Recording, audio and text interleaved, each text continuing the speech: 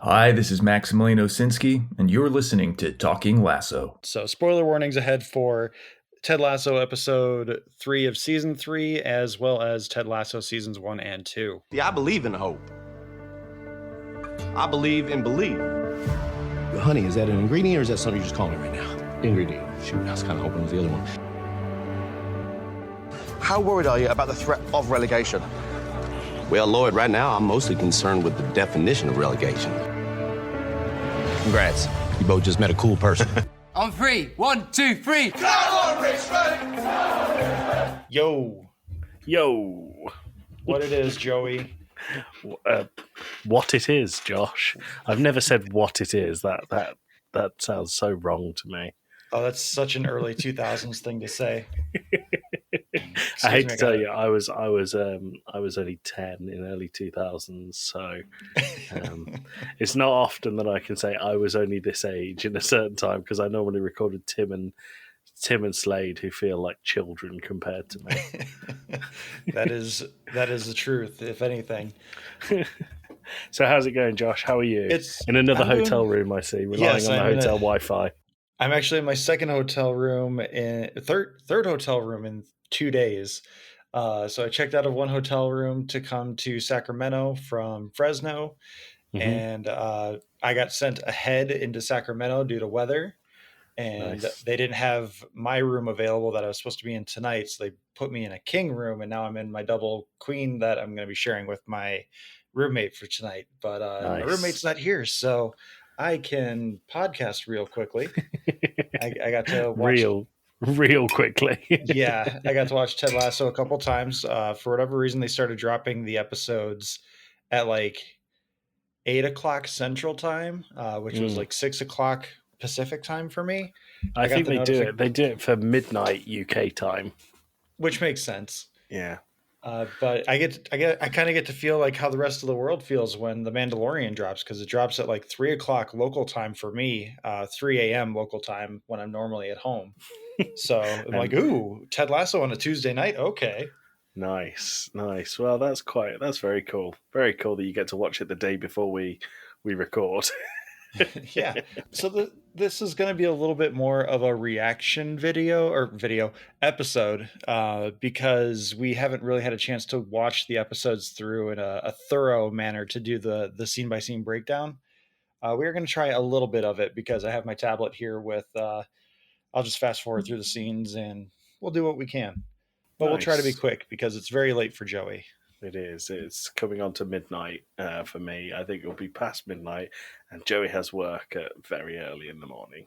That's the joys of recording with your friend from across the seas, isn't it? A little bit, and also you just did a little bit of the scurry jury, so. I did, yeah, the Scurry Jury. If and when you come to socials, I'll be able to say follow us on Twitch at Game Club Pod. And now that I've said it, I'll just go back to say find me in Talking SMAC Discord. So this week's episode of Ted Lasso is called 451, and we open with a little bit of a revelation. Yeah, and actually, remembering what you were saying about Colin having his own story, I was really pleased to see this. I think so. What we should say is explain the scene. It turns out that Colin is gay, or at least bisexual. He has a boyfriend, a partner, and he wakes up and he goes downstairs and his partner is making him coffee, which is very lovely. But it's I don't know what it's like in American sports, but I think I've told you, Josh, that there are over 70,000 registered footballers in the world, and I think 3 of them are publicly out as homosexual. I think in American football, we still only have had Michael Sam come out as gay prior to joining the NFL. And he Right. played, I think, like 3 or 4 years in the NFL before retiring. And then I think recently an NBA player came out as gay, but I feel like that's kind of it. There aren't too many other professional athletes in the U.S. Right. Well, I mean, there's obviously like Olympians who have come out as gay. I think there are a handful of skiers and snowboarders and stuff. But as far as like the big 3 or big 4 between American football, basketball, baseball, and hockey, there are not many, if less than a handful, that have come out. Yeah, and that 3 out of 70 odd thousand is worldwide as well. So, including Josh Carvalho, who was the first one who still plays in the Australian A League. Yeah, I was pleasantly surprised by this because, among other things, representation matters. So seeing Colin and seeing Colin, because we talked about last week that I thought Colin was going to be on a road to a redemption arc with the way the episode was beginning to close out. I thought, oh, okay, well, I guess Colin's just going to fade to the background, but looks like I was wrong again. Looks like you were wrong, but I think with the stuff that went on in this episode, we'll talk about it as we go, but with the stuff that goes on with Colin and his partner, boyfriend, whatever they're going to label it as, I think it's going to be a pretty prevalent storyline throughout. And whether we have a Trent Krim, I don't want to say villain arc, but a Trent Krim twist. If we have time, I definitely want to project on that, yeah. Okay, cool. Let's do it. So that was kind of a cold open. It ends with a little bit of a gag where Colin still can't drive his Lamborghini or whatever kind of luxury car he has. Yeah, I really like that they started the intro music, and then he hit the bins on the way out of his drive, and then they cut the intro music and started it again. I thought that was really good. Yeah, and then when the episode actually starts, once we get through the credits, where the coaches and Trent Krim are all hanging out, getting ready for Zava to make his big grand appearance to do his ceremonial signing, which, as you talked about last week, he signed the contract in advance of doing the public signing. Well, he did an e-signature. Yes. There's a whole joke with Leslie and Rebecca panicking that he's going to pull the same thing that he did last week and decide he's going to play somewhere else. And there's a whole running gag of whether an e-signature is a legally binding thing. And I can't remember what. I think he signed his e-signature as "You're welcome," didn't he? Yes, he did. Which is really funny, and I'm going to come on to this a little bit at the end because my mad lad story is Zlatan Ibrahimovic, who Zava is based on. When he signed for LA Galaxy, he took out 2 pages in an LA newspaper. I can't remember which one. 2-page advert, and all it was a letter header, and it said, "Dear LA, you're welcome," and then it's signed Zlatan. Just fantastic, egotistical nonsense that he's known for. Yeah, so the coaches are sitting around talking. There's a really great joke of all of them revealing who their Julie Andrews crush is. Ted and is it Trent? Oh no, Leslie are Mary Poppins. I can't remember exactly who's who, but I think the best thing is that Roy has a really strong opinion on it. And also, I love the fact that he is very excited that Trent Krim goes with the Princess Diaries, Julie Andrews as well. Like he is so excited about it. The girl dad and me got really pumped up with that one. I had a good belly laugh because we literally just had our oldest watch the Princess Diaries like 3 weeks ago. So we move on into the locker room, seeing that the Zava now has his own corner, which is where Jamie used to be, along with a few other players. I was going to ask you before we move on from here, is this standard operating procedure? Because this looks like very Michael Jordan treatment. Like Michael Jordan famously had his own locker room with like a recliner that was basically his own club. It was his own little like apartment inside the Chicago Bulls stadium. Well, in each club, I mean, obviously it depends on the facilities available to the players, but every player will have their own locker space, and Kitman will begin before each game. For example, they will hang up the shirt in each of their designated spaces with the name facing outwards. So the way it's presented beforehand in the Richmond locker room, I think is pretty reflective of real life. I don't think you get the big corner shrine to Zava unless it's something he requested as a part of his contract. So you never know. Yeah, I assumed it was part of the contract. I don't know that they would willingly offer up that space unless it became a point of contention in the contract. Well, it definitely became a point of contention for Jamie, who is hating it even more. Yeah, and I still enjoyed the fact that Jamie never really reverts as a character. He actually comes to Ted and everyone says, "Hey, I don't think this is needed." And Ted comes back and says, "We appreciate your feedback. Please continue to do so," which I thought was a really nice touch. Yeah, it was. But I like the bit where Coach Beard said, so Jamie goes into the coach's office and says, you don't need this easy egotistical maniac taking over the team. And Coach Beard says, well, it's ironic, isn't it? Because that's what Jamie was in season 1. And then when he leaves, he goes, actually, Coach, not ironic, it's hypocrisy.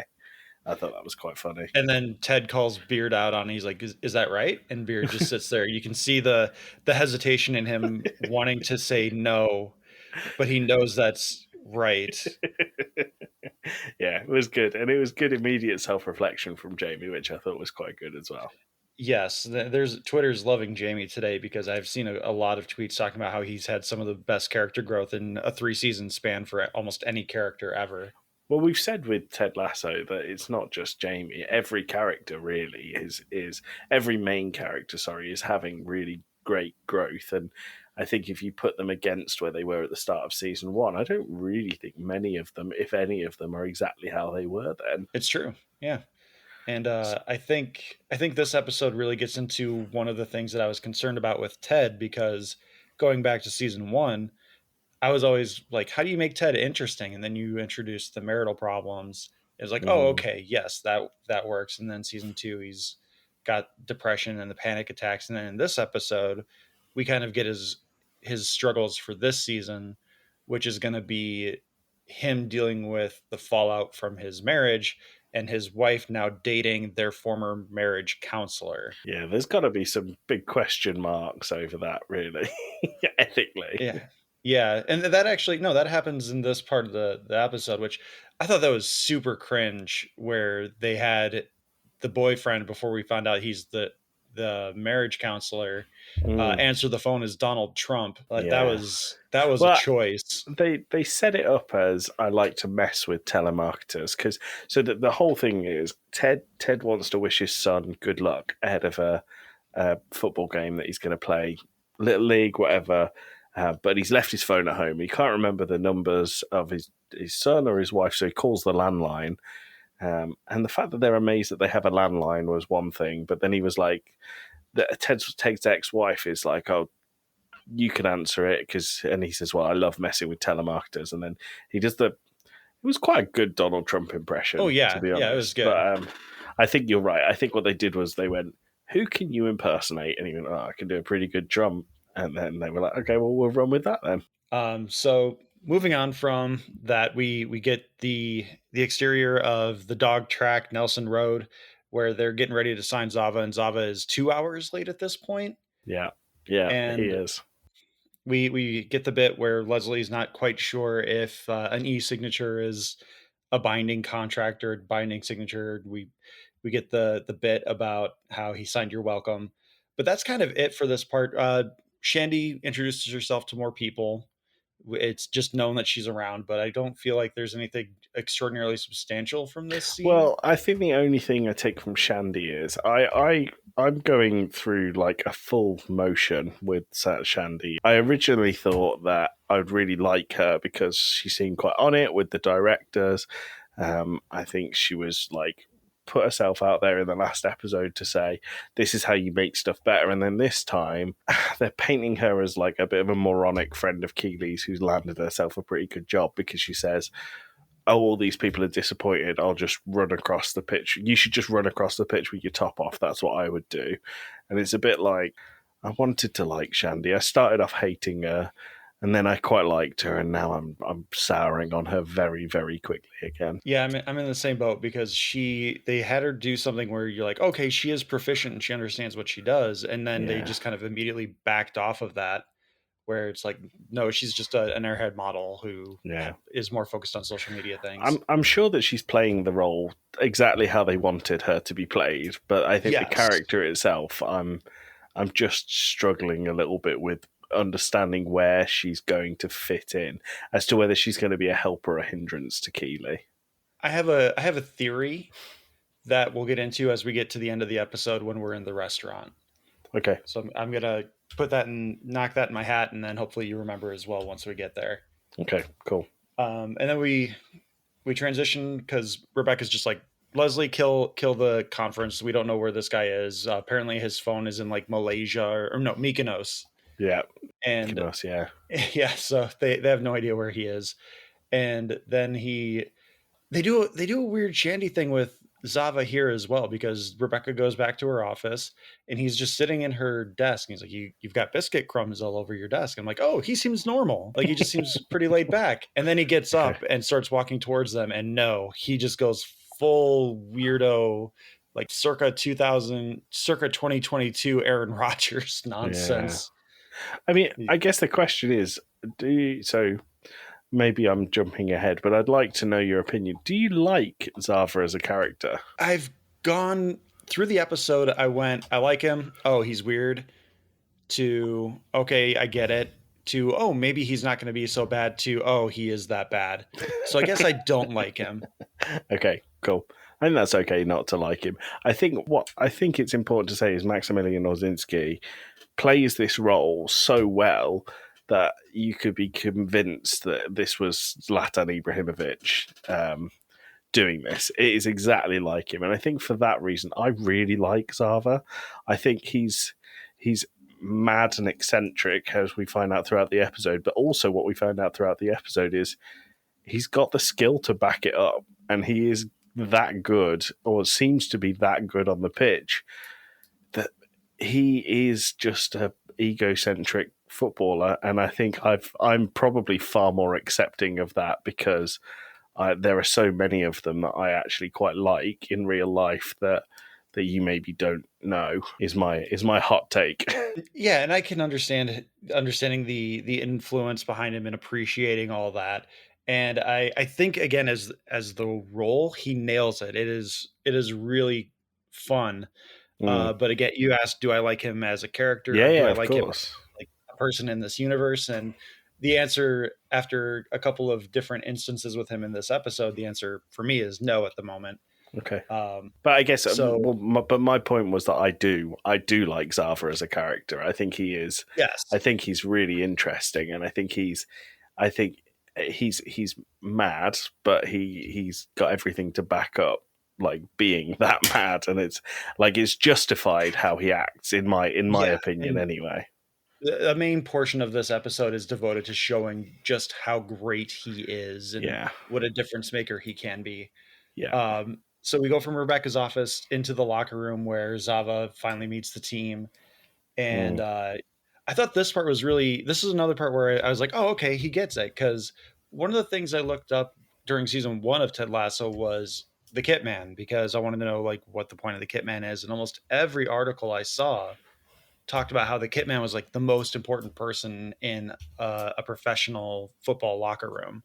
Okay. They do everything from getting out the kits to setting up practice, training, and also like almost being like a personal assistant to the players. Like they manage their lives almost. And they're often very, very underappreciated. Yeah. And so when Zava calls out Will as being like the most important person in the room, I was like, oh, he kind of gets it. And it's not going to be another Will situation where he's going to get bullied, or at least not in a way that he recognizes it. But I think this is another one of those callbacks to season 1. And I think the comparison there is Jamie. Because if you remember, Jamie had this whole thing where Roy had to intervene, where Jamie was influencing other members of the team to essentially bully Nate when he was the Kit Man. And I think this is saying, like, yes, Jamie and Zava are both egotistical, but look at the difference in the two characters that we have here. I think it's basically a very long-winded way of driving a wedge between those two.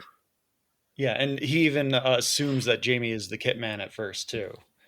I didn't notice that, did he? Yeah, so he asked who is the Kit Man, and he looks over at Jamie and kind of like gestures like, is it you? And Jamie comes like, fuck no. I didn't notice that. That's funny. And then one little audio thing that I picked up on, because I was listening to the episode on my headphones, which offer surround sound. When he asks who the Kit Man is, once the bit with Jamie ends, you can hear Will in the background kind of going, like trying to build up his voice before he says that's me. And then as he says it's me, I'm Will, you hear it taper off as well. He's like, I'm Will. Oh, really? I liked when in his speech he was like, I was a Kit Man before I was a footballer, blah, blah, blah. And he said at the age of 19, and then Will goes, I'm 25. Just building Will up to knock him down again. It was good. I enjoyed it. Yeah, so the scene transitions away from there with Zava going into the coach's office, and I love Jason Sudeikis as Ted in this moment because he's acting like he's herding cats with Zava because Zava's just kind of this free spirit wandering around the building, and he's just like, you guys just do what you're gonna do. I'm gonna go make sure this guy doesn't get out of my sight, so we can like try to have a conversation. Yeah. Yeah, and then he does that thing, and it's a bit like, what's the Matt Damon movie where he writes on the board, Good Will Hunting? Is that Good Will Hunting? Yeah. And it's a bit like that with the tactics board, and it turns out when you come back to the tactics board, so he sees it in its 4-4-2 that they devised last episode or the episode before, and obviously thinks, well, I'm not sharing my striker space with another striker, so let me just arrange this. And then it transpires that later on, what he's done is he's put his marker that represents him in the opposition's box, and then everyone else is just a clump behind. Yeah. So it looks like he's being tactically astute, but absolutely not at all. It's just another, I am the center of attention. And one thing I liked about this episode as well is we talked last week a little bit about how sometimes we assume that they're going to talk a little bit more in detail about the sporty things or like the organizational things, and they just never do, like the finance thing from season 2. Where this episode they talked about how, okay, we're going to move Danny back to midfield and we're going to bench Collins so that we have our 2 strikers.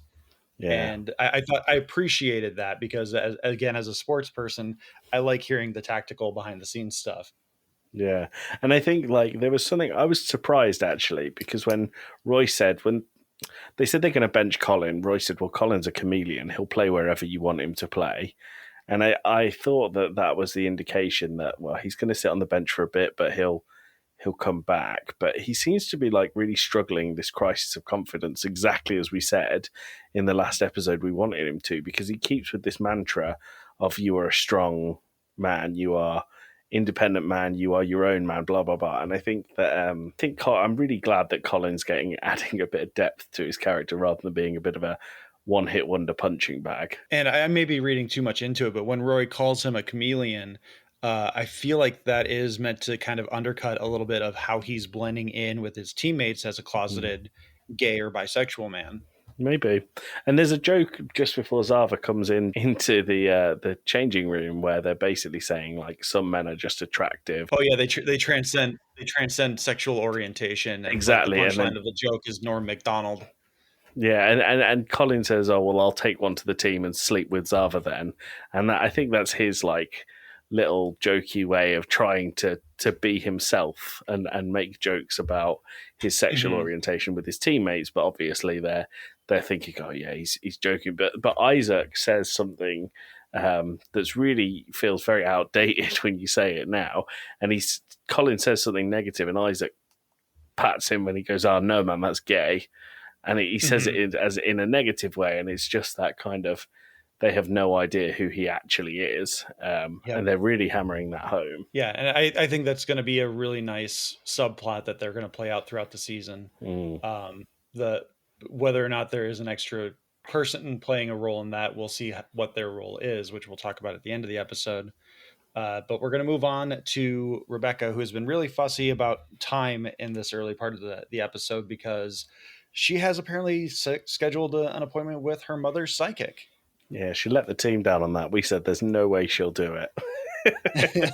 I'm quickly learning that every one of our predictions is going the wrong way. Josh, maybe which I said last week, it's a show that sometimes just doesn't do what you think. And this scene didn't go the way I thought it would go either, because it's not a series that deals with like magical things, but they're really setting up that psychic to be on point. Yeah, and I'm not sure how I feel about that. I understand why they did it. I understand it's the way of doing a realization, but I'm seeing an item, a green matchbook, and spooky powers, and I just a shite in knitting armor. Yeah, that was quite a good line actually. I thought that was quite funny. Kept saying I'm hearing the words, and it was obviously meant to be knight in shining armor. But she says a shite in nining armor, which I thought was very good. But the big reveal at the end of this scene is that the psychic says to Rebecca that she's going to be a mother. She's gonna have a kid, and Rebecca looks really horrified and says that she's cruel, and then she's storms out. very clearly heartbroken about the news. Yeah, Because I think that is either implying that she can't have kids or she Yeah. feels like she's too old to have kids. yeah. Well, I got that feeling as well. I got the feeling that it was that she can't have kids. Yeah, I'm in the same boat. I feel like it's implied that she can't just because of her reaction.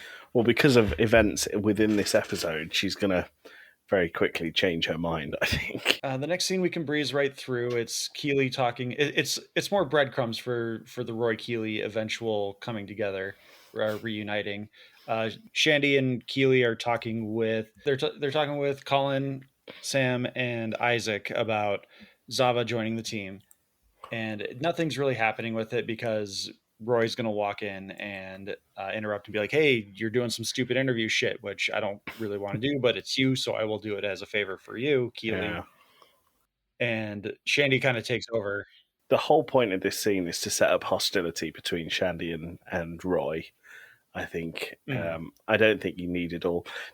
So the players are under a bit of an idea when they start that conversation with Keeley that they're going to be interviewed about something other than Zava joining, but Keeley puts that very much into perspective very quickly, that no, they are interested in Zava right now, and they say that they want to interview Roy because Roy hates interviews, and then that starts a bit of a back and forth biting between Shandy, and Roy, which I think is going to be a tension between Keeley and Roy getting back together.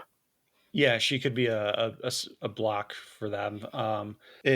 One thing we also get out of this is that we kind of get more information that Shandy is not the best at offering advice for PR things, because she's obviously the idea is to spin things positively, where she's just like, or you could create controversy and just tell people you eat your own hair.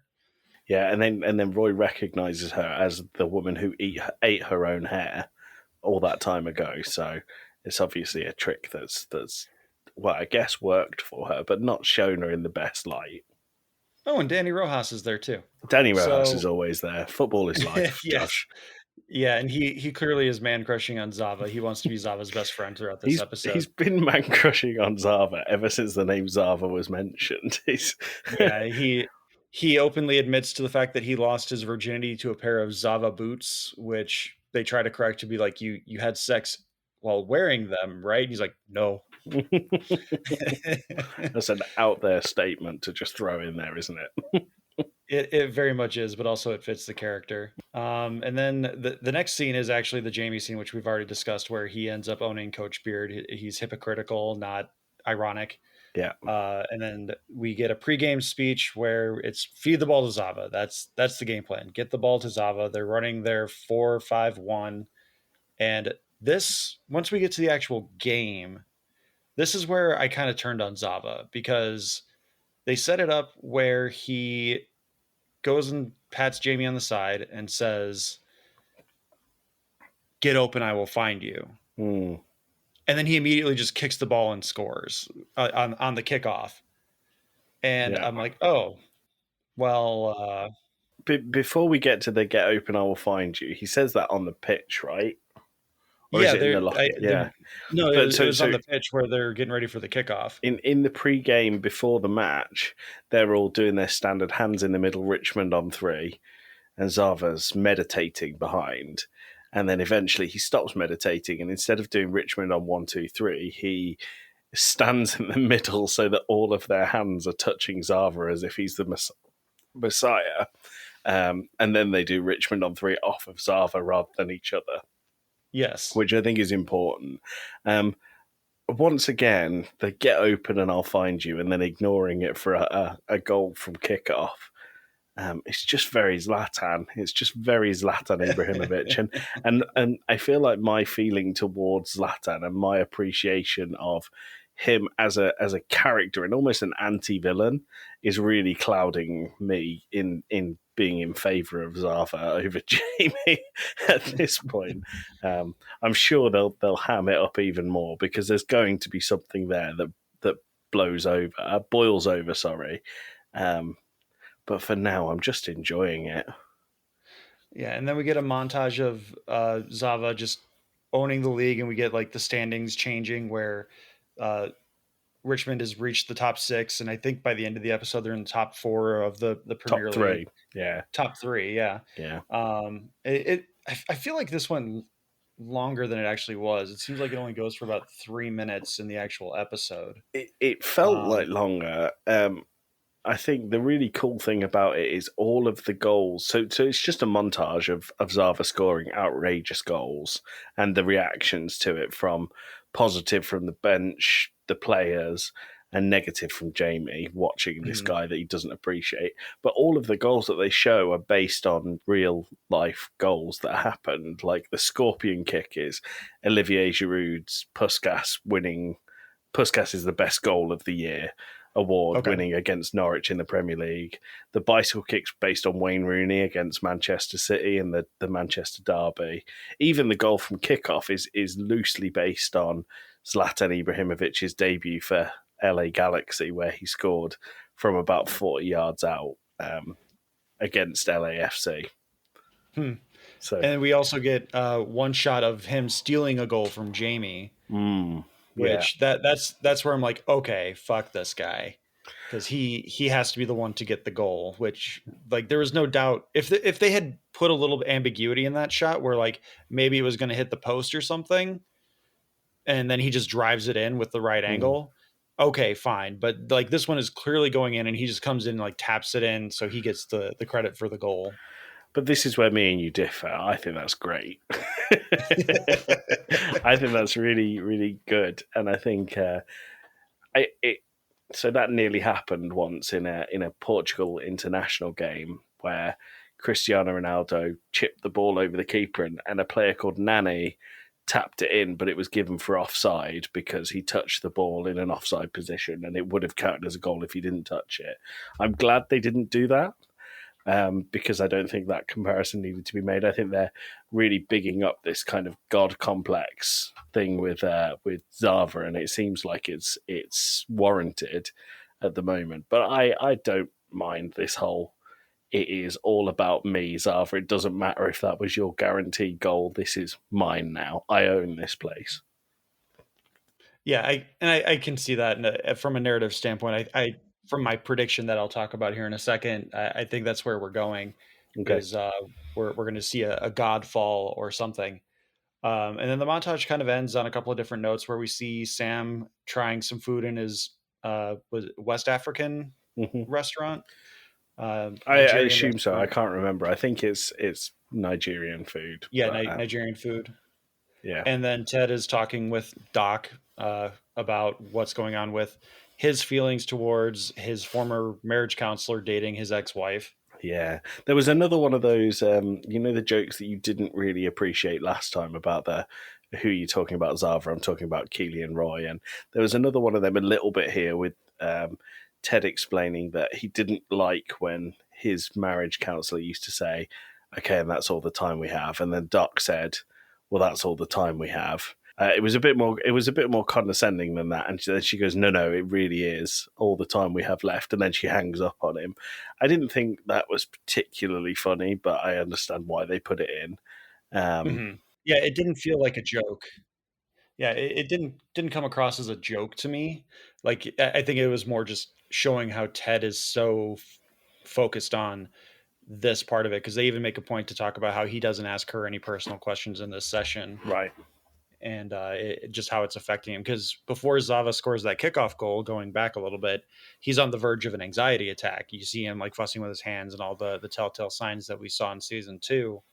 And then the goal scores, and just like the anxiety washes away because he's so focused on this god tier player scoring ridiculous goals. So the way the montage ends, I thought was actually really great, where we see Zava score a corner goal. Would that be the proper term? A goal off a corner kick? Yeah. Where he takes off his shirt to celebrate with the crowd, and we find out that he has a tattoo on his back of him celebrating the way he is currently celebrating. I thought that was really funny, and it was funny how Jamie reacted to it, because he was really getting into the celebration of the team, and then he saw that and just stopped in his tracks. Like, I can't believe the arrogance of this guy. Yeah, there's a really great look on his face with that one. Yeah, it was good. But it was very funny, because it was like, it looked like they'd put the tattoo on afterwards to match the exact position. Yes, that had to have been post-production, like CGI or something. And I just want to point out here real quick, if I can get the timestamp here. At like 38 minutes and 37 seconds, Zava comes walking in as we finally get to Richmond being in the top 4 or top 3. And they're celebrating. Sam's inviting everyone to his restaurant. And Zava comes walking in with like his hand over his head, snapping. And Danny's right behind him, like a hype man, snapping his finger over his head with a great look on his face. Yeah, like, yeah, me and Zava are best friends. I'm celebrating with him. We're doing this together. I thought that was really cute. So the rest of the episode plays out in Sam's restaurant. He's a few weeks away from opening, but he wants to celebrate with the team with them doing so well. So it's kind of like a cold open for the restaurant to be able to celebrate. And this is where like every thread of this week's episode kind of collides and expands at the same time. Yeah. Colin invites his boyfriend over to kind of pose as his wingman and his best friend, and not his boyfriend, because again, we've talked about he's closeted, and they put up a pretty good facade. Yeah, I agree, but I've really felt for his partner in that scene. I felt like that must have been a really difficult, if it was real life, but I feel like that would be a really difficult thing for someone to do, because what he says is, "This is my wingman," and then Colin's boyfriend, who I don't think we got a name for. I think it may have been on the top of his phone when he was texting. It was on a text, yeah. Let me just run this scene real quick. I got the captions on. Let's see if I can't get a name. But what Michael. he said, Michael. So what he essentially says is, "This is Michael," and he says, Michael says, "Well, being his wingman's not exactly hard." I say to all the women, and he's very clear about women. Have you met my friend? He's a Premier League footballer. And I don't know. I really felt for him in that moment.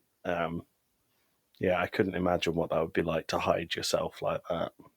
Yeah, I kind of got a similar but slightly different feeling, where it felt rehearsed. Like they clearly have done this before. Yeah. And so like with Michael, maybe there's a little bit of disdain behind them having to hide, but it's also something that he understands and accepts as part of what they have to do given Colin's life as a professional footballer. Yeah, it's I understand that. Even the way that they greeted each other with that manly bro shoulder to shoulder hug thing that they did is just felt he didn't even need to give him a look. So I agree. I think it probably is absolutely rehearsed. Yeah, and that goes back to last week too, where I feel like the last season was about psychology. I think this season is a little bit about body language. Yeah. So like looking for little ticks. Yeah. We also get a little bit of Keely and Rebecca talking about her reading, where she's just like, nope, it's a bunch of bullshit. Totally not going to happen, because I don't have a little green matchbook in my hands. Yeah, only to it's later on in the scene, isn't it? But the big reveal here, Sam Obisanya, who Rebecca had a romantic encounter with in the last season, gets these promotional matchbooks for the restaurant. And it's a green matchbook, which is exactly what the psychic predicted. So the insinuation here is that Rebecca's going to become a mother by Sam. Yeah, I felt like that had to have been the implication, because the music they were playing with the psychic as she was kind of giving off these final few predictions, it was like very warm and sentimental. So it's like, oh God, they're going to make the psychic accurate, aren't they? It seems weird. And what do you know? What do you know? It seems to be accurate. So as Rebecca and Keely are talking a little bit about the psychic and how she's still a skeptic, Sassy shows up, and we just kind of get reintroduced to Sassy. And I think we'll just kind of stick with this conversation, because they'll cut back and forth by the end of the scene. Yeah. But Sassy basically reveals that, she's definitely interested in Ted still. She's going to go seek him out. But if Ted's not here and if he's not willing, she might try and ride the Z train, or as you would say, the Z train. Z train, yeah. Well, the first thing she asks when she gets there, she does her whole Beauty and the Stink with Keely and Rebecca as her nickname, but the first thing she says is Ted here. So there's clearly more than just a sexual attraction there. Yeah, and I think that's something that's really interesting by the end of this episode, because Ted just kind of unwinds into Sassy, and not in the sexy way. Yeah. He just kind of starts venting at her. And we do get another appearance from Jane, because I Beard really needs to hate Jane. She just makes my skin crawl. Sorry, we should explain what happens. Jane appears and she basically just mounts Beard in the middle of a conversation with Ted. And it just is really uncomfortable. They're super, super PDA. And then later on, she shoves him off and is like, "You're getting too intense now." And every time we see her, I hate her a little bit more. Yeah, and I think that's intentional. And I think, I don't know if we talked about it last week, where she's apparently intimidated by Beard and Ted's relationship, because why wouldn't you be? Sorry if you heard that big thud. Apparently someone just fell off a bed upstairs. Joys of hotel Wi-Fi, Josh. Joys of being in a hotel. But yeah, so it's kind of interesting that, well, maybe not interesting, but it's kind of telling that Jane shows up and she sees Beard and Ted together, and she just immediately just starts PDAing all over him. Like, she literally like mounts him and just starts making out, and Ted just becomes background noise for them. I think PDA in that sentence was very quite a stingy term for what that was. That was like a live show. Yeah, that's fair. So the next moment we get is Jamie sulking in the corner by himself, and Roy shows up or walks over to him and says, "Hey, you're frowning while you're on a win streak. That looks great on you. Stop being such a whiny little dick." And he's like, "You frowned your entire career." He's like, "Nope, I just never smiled. There's a difference." That was a great line. That was a really good line. I really liked this because it's really hammering home this warmth between Jamie and Roy that was the opposite of when we started. And I also thought it was funny because the climax of this conversation basically is that Roy has agreed to train Jamie. And he says, "When are we starting?" Just as Jamie's going to take a bite of his fancy food, and he slaps the food and it goes all up the wall, and he's like, "We start right now." And then 2 seconds later, he's like, "We'll start at 4 a.m. Because the server came in like, "Come on, man, don't make a mess of my restaurant. We just started." Yeah, it was good. I enjoyed that conversation, but I think the growing warmth between Roy and Jamie is something I'm really appreciating. I really appreciate the relationship between the two of them evolving, and I appreciate the fact that they aren't going back to the love triangle story. Yeah. Nothing is more reductive to a series than just going into a love triangle, in my opinion. And they did a really great job of just kind of telling us that that's not going to happen through a way that makes perfect sense with the way they've set up the previous character interactions. Yeah, definitely. Last week you said they have one more episode to get Roy and Keely back together, or it'll be tedious. Do you still feel that way? I do, but they did enough in this episode, or I should say they did little to nothing in this episode to really kind of drive that home. Like, we see little looks from Keely to Roy, and we see Roy kind of offering himself up for little things to kind of be like, we're amicable, right? Sure. So I think the looks and everything are there to show that it's coming, but it's because Shandy was there to be a roadblock this week. I think that's kind of where this is going to go, where Roy is going to realize he wants to get back together with Keely, and then Shandy's going to be a roadblock. But speaking of Shandy, this is where I think in the next few episodes, this is where I think we're going to go, because Shandy has really kind of she has no fear of Zava, where everyone else is kind of like treating him a certain way. She's just walking up to him and talking to him like he's any other nutbag like her. Yeah. And he's like, "I like your lack of self-awareness," or something to that effect of like, you know you should be afraid of me, but you don't. So cool. So I think at some point in this season, if not in the next few episodes, because we've cut through like 6 weeks of the season already,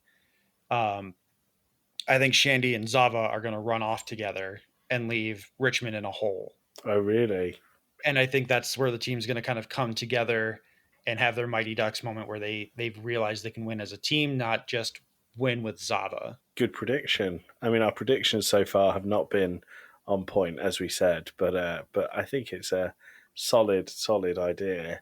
I think what we're also learning about Zava is his favorite kind of person is the person that doesn't follow the crowd with the way that people act with him. So we had him deciding to play for Richmond because of the way that Rebecca spoke to him while he was peeing last episode, and we've got his reaction to Shandy this episode, and he quite explicitly says, "I like you because you're not like everyone else." Yeah. So I think that's kind of where the season's going to go, because if you go back and watch I think either Zava's going to get hurt or the thing with Sandy is going to happen. But that's really kind of the end of the episode. The only other thing that of note happens is the matchbook, where Sam's Club has the matchbook. Zava mentioned something about avocados and eating avocados in the restaurant.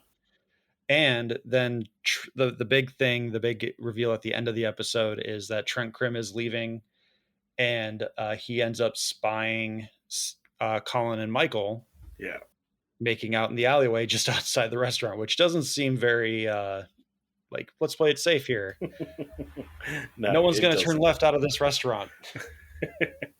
No, it doesn't. But he gives them a look and then carries on walking. And I can't work out whether he's going to just confront Colin and say, like, I know, or he's going to be old Trent Krim and do anything for a story. That is my concern as well. I'm hoping for growth, because it seemed like when he revealed that Nate broke the story about Ted's anxiety attacks, he did it reluctantly because he had to as a newspaper pundit. Yeah. Whereas as a biographer, essentially now, as a storyteller for a book, he might go to Colin and ask his permission and be like, hey, is this something you feel comfortable doing? And again, I think that's Colin's subplot this year, is he's going to come out to the team either because Trent's going to be like, I have to write about this, or Trent is going to kind of guide him into it. Yeah, fair enough. I agree. But I think, like I said at the very start, it's this whole, is Trent Krim a villain now? We'll find out next week, I guess. Yeah, we'll find out. Yep. So that kind of wraps up the episode. On a scale of 1 to 10, Joey, how do we scale this one? I loved this episode. I loved the football montage. I love Zava. Big fan. There were some really good laughs in it, and I think that we continued with my favourite plot lines of Roy, Jamie, Zava now.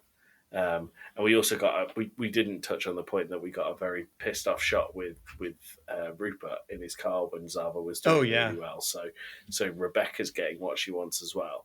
I think it can't be a perfect episode because I'm not enjoying the psychic already, and I'm also I was going to say I'm not enjoying Shandy, but you're not meant to enjoy Shandy, so that's working. So I think on a scale of 1 to 10, I'm happy to put this at, I think, another 8.5. I'll put that up there for me. I think I'd give it an 8.5. Okay, good. Yeah, the season keeps getting better. We're moving into threads that'll continue on throughout the season, and what I assume will be the catalyst to build us towards the finale. So I think 8.5 is a good place to put this one. Nice. Okay, cool. Josh, we said we wouldn't talk for an hour, but just love talking to you. So let's do your quiz really quickly, and then we'll move on to a couple of Zlatan Ibrahimovic quotes, which will kind of give you a painting of Zava a little bit better. So, question number 1: England have never won the World Cup. True or false? True. That is false. They've won it once in 1966, and okay. If you know any other English people, they won't let you forget about it. Sounds like the Bears in 1985. Okay, number 2. What happens if the ball goes out of the play on the side of the pitch? Isn't it a throw-in? It is a throw-in. That is correct. Question number 3. How many teams play in the Premier League? 20. Correct. Thank you, episode 2? Whatever episode where Nate makes his bad joke about the 21st team. Nice. What colour kit is Everton's home kit? We have had Everton in Ted Lasso. Let's say burgundy and white.